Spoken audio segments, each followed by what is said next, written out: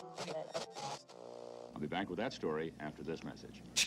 Hey guys, my name's Donald here, aka Mac with WhoopSaaS. We are now getting a little bit deeper into the sales funnel.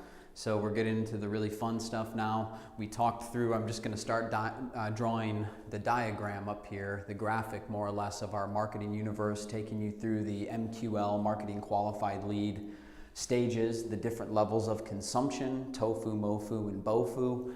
And then in our last episode, we talked through the lead maturation criteria. This is where your business development team typically is taking prospects that are generated through that, whether inbound or outbound, marketing sourced or sales sourced, through a qualification, quality assurance type step, and setting that criteria.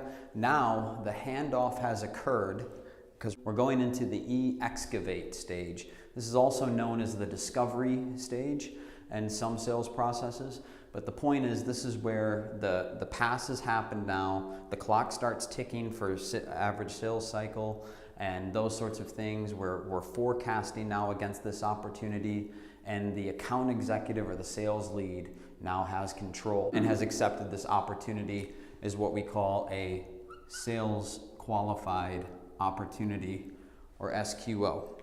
So very quickly, I want to take you through what this stage looks like. Again, I've recommended that you do a warm handoff where the business development team, if applicable to your sales environment, your sales organization, schedules the appointment with the prospect and the account executive, and they are in at least the first 2 to 5 minutes of that call to kick it off and warmly hand off to the account executive and let them know that the prospect know they're in good hands. From there should be copious notes already in your CRM that the account executive and the business development rep have reviewed to understand some high-level things about, are we dealing with a champion? And when I say a champion, this is someone that it would be a champion for the cause. They believe what you believe about your product, about your industry, your space, and also, are they a champion for you perhaps? Do they really like your company? What does that competitive landscape look like? And you also need to be able to distinguish between a champion versus a facilitator. Do they really have enough influence? Are they a decision maker, or at least have enough influence toward the decision makers to give your product and the evaluation of your product some real traction?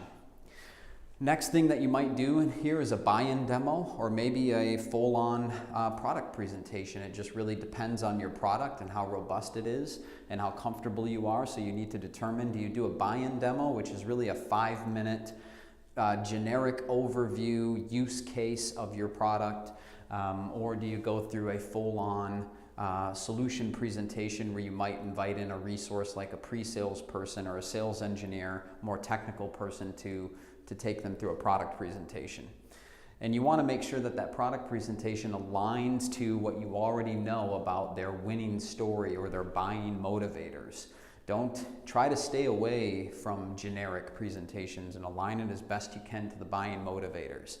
The other thing you want to do in the excavate stage is really get a lay of the land. So you're talking through the tail or the heel of the notes from the business development team on what their buying process looks like for a SaaS product like yours typically, and who would be involved in the evaluation. And the best way to have that talk, I'm going to create a separate video for this, is actually to do a PEP talk. PEP stands for Prospect Evaluation Plan. So this is something that you can position as, it's an advanced tool, but you can position it as a value add to the prospect to basically say, hey, we're going to spend some time together now that you've agreed to explore my product, and I'm going to invite resources in and help you really vet our solution. I want to make sure that you're very comfortable with what that traditional process looks like. It doesn't mean we have to follow that path, but I want to give you some sight around the corner, so to speak, on what to expect. And also I'd like to understand from your vantage point, who from your organization, aside from yourself, might we want to engage, and that sort of thing. So I'll go into more of that that's what we call the PEP talk, but it's a mutual agreement that you start to plant the seeds with here in the E stage with your prospect to make any subsequent steps that much more comfortable. So again, this is the E stage, it's excavate. Next, we're going to talk about the differentiate stage, where you might get introduced by your champion into other stakeholders.